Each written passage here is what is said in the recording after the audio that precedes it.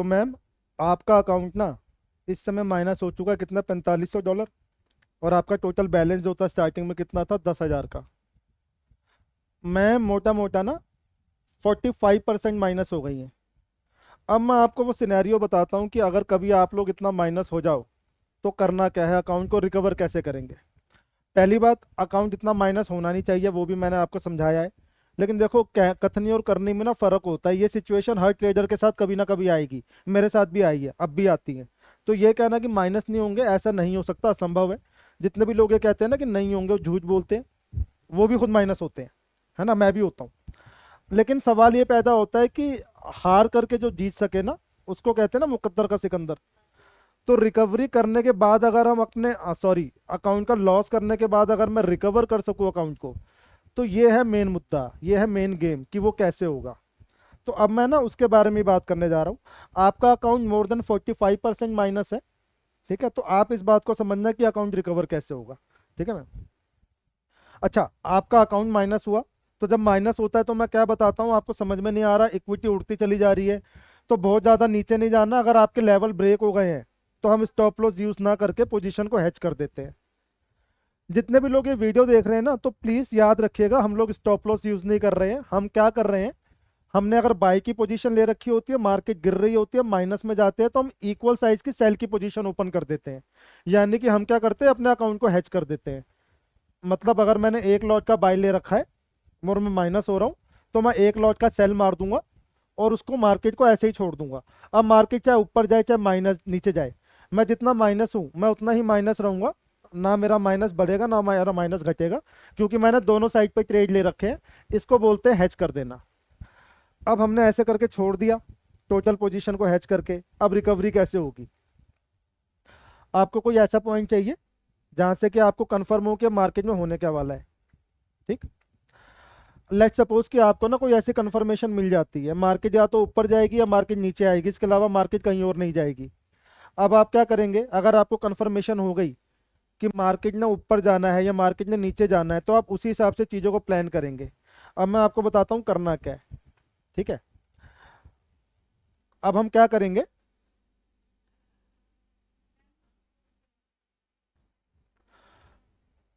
आप गोल्ड में ट्रेड कर रहे हैं और अभी चल रहा है 15 मार्च 2025। आपके अकाउंट का बैलेंस था $10,000 का। आपका अकाउंट इस समय माइनस हो गया $4500। आपने जो पोजीशन ले रखी है, आपने 0.48 का लॉट टोटल बाय का ले रखा है और 0.48 ही आपने ले रखा है सेल का, ठीक है मैम, यही कर रखा है ना आपने। तो आपने टोटल पोजीशन कर रखी है हेज। अब आपके जितने ना बाय के ट्रेड थे वो सारे प्लस में जा रहे हैं। कारण क्या है कि मार्केट बहुत बुलिश है। गोल्ड इस समय मूव कर रहा है 2900 के आसपास, 2900 समथिंग पर मार्केट बंद हुई है कल। और आपके सेल के सारे ट्रेड ना माइनस में थे। आपने सेल मारा, जो कि मैंने आपको मना किया था कि बुलिश मार्केट में सेल मत करना, लेकिन फिर भी आपने छोटा टाइम फ्रेम देख करके कि छोटे टाइम फ्रेम पे मार्केट गिर रही है, आपने सेल के ट्रेड ले लिए। मार्केट ऊपर गई, आप माइनस होने लग गए, तो आपने क्या करा, उतना ही बाय लेकर के टोटल पोजीशन कर दी हेज। लेकिन इस दौरान ना आपका ड्रॉडाउन बढ़ करके पहुंच गया $4500। अब ये वो पोजीशन है जो अक्सर ना हम में से बहुत सारे लोगों के साथ होती है। बहुत सारों के अंदर मैं भी आ जाता हूँ और आप में से भी बहुत सारे आते होंगे। अब मैं आपको समझाता हूँ कि अगर कुछ ऐसी ऐसी सिचुएशन ही आपके साथ भी हो जाती है, मे भी पॉसिबल है कि आपका ड्रॉडाउन शायद कम हो, 30% हो, 20% हो, 40% हो। शायद ये भी हो सकता है कि आपका ड्रॉडाउन इससे भी ज़्यादा हो, 50% हो, 60 भी हो, मे बी 70% भी हो सकता है। सबसे पहले हम क्या करते हैं, पोजीशन को हेज कर देते हैं, क्योंकि हमें समझ में नहीं आ रहा कि मार्केट क्या करने वाली है। और हम बिल्कुल शांत होकर के बैठ जाते हैं ये सोचने के लिए, समझने के लिए कि मार्केट का नेक्स्ट मूव क्या हो सकता है। एक बार अगर हमें नेक्स्ट मूव समझ में आ गया तो हम अपना प्लान अब डिजाइन करेंगे कि अब हमें करना क्या है। अब मैम गोल्ड बुलिश है, डेली टाइम फ्रेम अगर ब्रेक हो जाता है और अगर हमें कंफर्मेशन आ जाती है, देखिए अब यहाँ पर एक बात का ध्यान रखिएगा। अब जो आप करने जा रहे हैं ना, अब आपको हो सकता है कि शायद अगला मौका ना मिले। अभी तक हमने बड़े चांस लिए वो चांस लेने के बाद हम पर उल्टे पड़ते चले गए और हम माइनस होते चले गए। अब इस बार आपको ना कंफर्म ट्रेडिंग करनी है, अब चांस नहीं ले सकते आप, अब ट्रेडिंग ही करनी है, गैम्बलिंग नहीं करनी है। तो अब ट्रेडिंग करनी है तो कंफर्म ट्रेड लेना है, तो कंफर्म ट्रेड लेने के लिए सबसे पहले क्या करना है, आपका मंथली, आपका डेली और आपका 1 आवर का जो टाइम फ्रेम है उन सबको एक साथ अलाइन कर लेना। एक साथ अलाइन करने का मतलब ये है कि अगर मंथली कह रहा है कि मार्केट ऊपर जाएगी, तो डेली भी कह रहा हूं मार्केट ऊपर जाएगी, और 1 आवर भी कह रहा हूं मार्केट ऊपर जाएगी। तो आपने क्या करना है, 1 आवर के अंदर आना है, या 5 मिनट का टाइम फ्रेम लगा लो, है ना। आपने अपना सपोर्ट, ये आपका सपोर्ट है और ये आपका रेजिस्टेंस है। आपने सपोर्ट और रेजिस्टेंस बना लेना है 1 घंटे के टाइम फ्रेम पर, है ना, और कैंडल लगा लेना 5 मिनट की। हाँ, याद रखिएगा कि मैं ये बोल रहा हूँ कि सारे टाइम फ्रेम एक साथ अलाइन हो रहे हो, आप बिल्कुल कंफर्म हो कि ये होगा, है ना। तो वो होगा, उसके लिए हम सारे टाइम फ्रेम एक साथ अलाइन कर रहे हैं, मंथली भी, डेली भी और 1 आवर भी। 5 मिनट के टाइम फ्रेम पर आएंगे, अगर मार्केट सपोर्ट पर आती है और आपको लग रहा है सपोर्ट ब्रेक नहीं हो रहा है, सपोर्ट ब्रेक नहीं हो रहा है, तो कैंडल ना थोड़ा थोड़ा यहाँ से रिवर्सल लेती है। हो सकता है डॉजी कैंडल आ जाए, हो सकता है बुलिश आ जाए, हैमर आ जाए, है ना, ऐसा कुछ भी होता है। अब सपोर्ट पर आकर के क्या करेंगे, अब यहाँ पर ना एक सिनेरियो और आ रहा है, आपकी सारी पोजीशन हैज है, और ना आपके ना, आप यहाँ पर ना सेल के ट्रेड बुक नहीं कर सकते।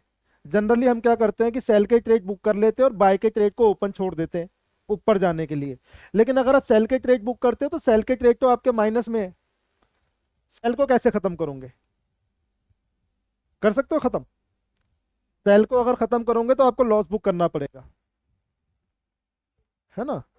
तो मैं यहाँ पर ऐसा नहीं करूंगा, मैं क्या करूंगा कि मैं इसको तो ऐसे का ऐसे ही छोड़ दूंगा, मैं इस इन ट्रेड को नहीं छेड़ूंगा। इस केस में मैं नया ट्रेड लूंगा। देखिए आप ले सकते हो, आप अगर चाहो तो, इतनी दिलेरी हो ना कि लॉस बुक कर लो तो लॉस बुक कर लेना, मैं नहीं कर पाता हूँ। क्योंकि अगर आपने लॉस बुक किया ना तो आपका जो बैलेंस है वो बच करके आ जाएगा 4500 पर, तो $10,000 के 4500 रह जाएंगे, तो मैं नहीं कर पाता हूँ, है ना। तो मैं क्या करूंगा कि मैं नए सिरे से ट्रेड लूंगा। आप अपना ना सेल के ट्रेड को बुक मत करना, क्योंकि वो माइनस में है आपके, उनको ऐसे ही छोड़ दो, उनको नहीं छेड़ना। आप क्या करेंगे, नई एंट्री लेंगे बाय की। अब वो एंट्री कितनी होगी, ये निर्भर करता है आपके बैलेंस पर, आपका कितना बड़ा जिगर है उसके ऊपर भी, ठीक, और कितना रिस्क आप लेना चाहते हो, सबका ना एक कंबाइंड एक पैकेज बना करके आपको ट्रेड उठाना है। अब अगर आप मेरी बात करो, अगर 0.48 के अगर मेरी पोजीशन है जो रखी होती, तो मैं यहाँ पर कितना ट्रेड लेता, तो मैं शायद यहाँ पर ना 0.60 और नहीं तो 0.72 ये ट्रेड ले लेता नए सिरे से। अगर मैं 0.72 का ट्रेड लूंगा ना यहाँ पर, इसका मतलब ये हो गया कि हर एक पॉइंट पर मैं $72 प्लस होऊंगा, और एक पॉइंट अगर मार्केट नीचे गिरेगी तो मैं $72 माइनस भी हो रहा हूँ। मेरा टोटल बैलेंस कितना है, 4500 में माइनस हूँ। तो अगर यहाँ से मार्केट 10 पॉइंट ऊपर जाती है तो मेरे पास आते हैं $720। तो तकरीबन तकरीबन अगर 60 पॉइंट मार्केट ऊपर चली जाती है ना, 60 पॉइंट का मतलब हो गया हर पॉइंट पे $72 का मतलब हो गया 60 पॉइंट पर आ जाएंगे मोटा मोटा 7 6 42, ठीक है, मोटा मतलब 60 भी नहीं, मैं 70 मान लेता हूँ, ठीक है। 70 पॉइंट के ऊपर 4900, 70 पॉइंट अगर मार्केट ऊपर जाती है तो आपके अकाउंट में बैलेंस वापस आएगा 4900 का। $4900 आ गए तो आपका सारा ड्रॉडाउन पूरा हो गया, ठीक है।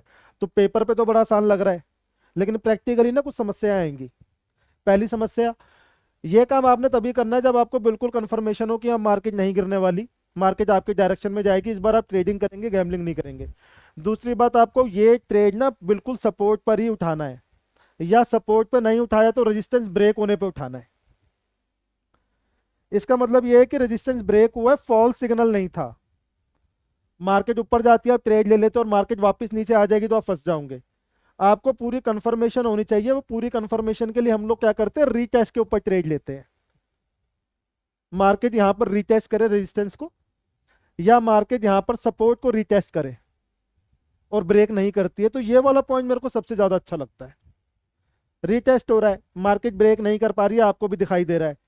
बियरिश से मार्केट आ गई डॉजी पे, इनडेफिनेट कैंडल्स आ गई, मतलब वो जो ना की जो बियरिश भी नहीं है, जो बुलिश भी नहीं है, वो वाली कैंडल आ गई, तो थोड़ी कंफर्मेशन होती है।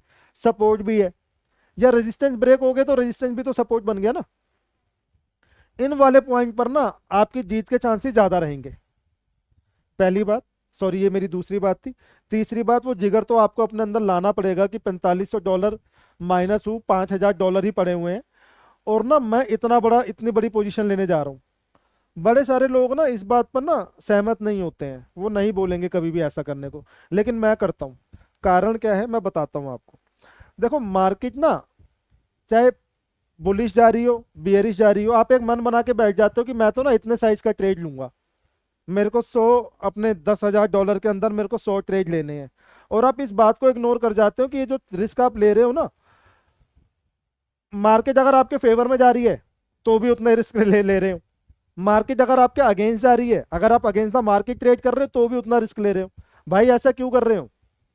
अगर आपने सारे टाइम फ्रेम अलाइन कर लिए, आपका मंथली, आपका डेली, आपका 1 आवर और आपका 5 मिनट, अगर सारे एक ही बात बोल रहे हैं कि मार्केट ऊपर ही जा रही है, तो मार्केट ऊपर जाएगी कि नीचे गिर जाएगी?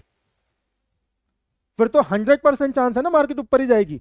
भाई मंथली में भी ऊपर जा रही है, डेली में भी ऊपर जा रही है, 1 आवर के अंदर ऊपर जा रही है, सपोर्ट पर है, और 5 मिनट के अंदर भी ऊपर जा रही है। अब और क्या चाहिए हमें? फिर गिरेगी कहां से? नहीं गिरेगी मार्केट, इस बात को समझना पड़ेगा। ये जो डर लगता है ना, ये जो डर लगता है ना अंदर कि इतने बड़े ट्रेड का साइज नहीं लेना, ये डर गलत है। आप साइज बड़ा ले सकते हो। कारण क्या है? क्योंकि ये बड़ा साइज लेकर के ही तो इतने माइनस हुए हो ना। जब इतने माइनस हो रहे थे तो बड़े बड़े ट्रेड के साइज के ट्रेड लिए, नहीं तो $10,000 के अंदर 0.48 का ट्रेड कौन लेता है? ये ले लिया आपने और अब माइनस हो गए। अब आप रिकवरी करोगे तो 0.02 से करोगे, नहीं होगी रिकवरी 0.02 से। जितनी दिलेरी उस समय दिखाई थी ना माइनस होते समय, उतनी ही दिलेरी अभी भी दिखानी पड़ेगी। डरना नहीं है, क्योंकि आपने सारे टाइम फ्रेम अलाइन कर लिए, अब नहीं डरना है। आप 0.60 का 0.72 का ट्रेड लेंगे, इस ट्रेड को आप लंबा छोड़ेंगे। देखिए अगर मार्केट बिल्कुल आपके फेवर में ना, सब कुछ ठीक चल रहा है, तो 100 पॉइंट ऊपर जाना ना गोल्ड के लिए 2 दिन का काम है। 2 दिन में, 3 दिन में हार्डली मार्केट 100 पॉइंट ऊपर चली जाती है। तो ये 70 पॉइंट ना इम्पॉसिबल नहीं है।